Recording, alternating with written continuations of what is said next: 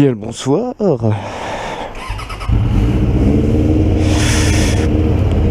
Bonjour, bonsoir.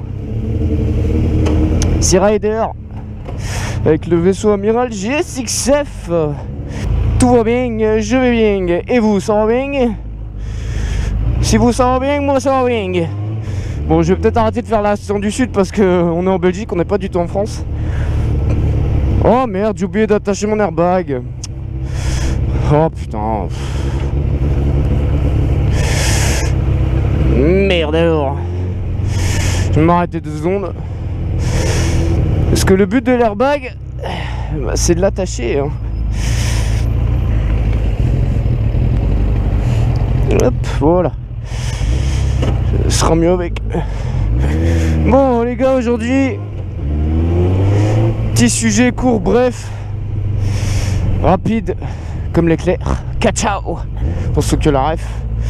Ouais, je vais donner mon avis sur le contrôle technique moto.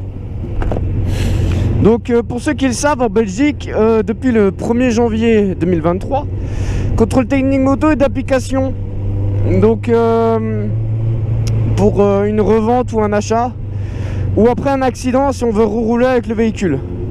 Donc ce n'est pas un contrôle périodique tous les ans comme les voitures. Alors en France il n'est pas passé, mais ils en parlent encore.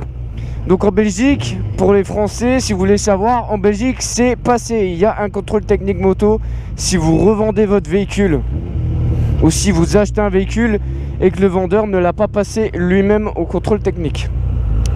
Alors, je vais donner mon avis sur la chose. Je suis assez mitigé sur le sujet. Dans le sens où je suis pour et contre en même temps. Ça dépend. Alors, l'aspect positif, j'ai envie de dire, de ce contrôle technique, ça te permet de voir si ton véhicule que tu as acheté est vraiment en ordre ou pas. Ça permet de déceler les vis cachées. Je pense que c'est le seul point positif que j'ai pu retirer après réflexion par rapport à ce contrôle technique. C'est que tu sais voir, sauf si tu es vraiment un boubours, tu vois. Mais si tu t'y connais pas en mécanique et tout, que tu débutes dans la moto, ça peut être bien, tu vois, pour voir si tu t'es pas fait berner. Mais en tant que motard, si tu t'y connais, bah ça sert à rien. Si tu sais déjà vérifier certaines choses toi-même, bah voilà. C'est pas en donnant un billet de 50 que ça va changer quelque chose à ta vie, tu vois. Si tu sais le faire toi-même, enfin je trouve ça un petit peu débile. Ensuite, les points négatifs, je trouve justement 48,50 €, enfin tu donnes un billet de 50 hein, en gros, pour un contrôle qui est visuel. Donc comme je le disais juste avant, si tu t'y connais bien assez en moto, à savoir contrôler les points les plus importants, ben tu peux le faire toi-même, vu que c'est un contrôle qui est visuel.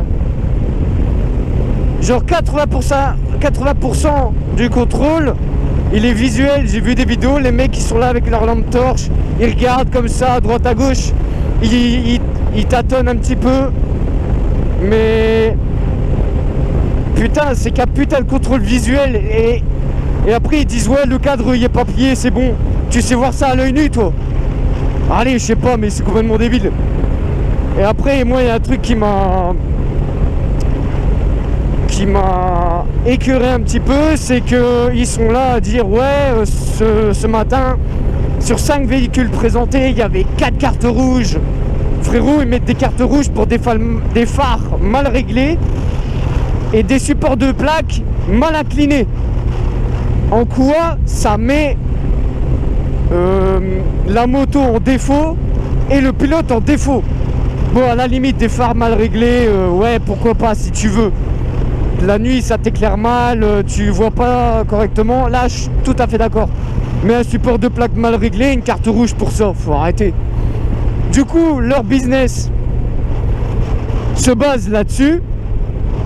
Donc il y aura je ne sais pas combien de cartes rouges, ça va ramener un max de fric.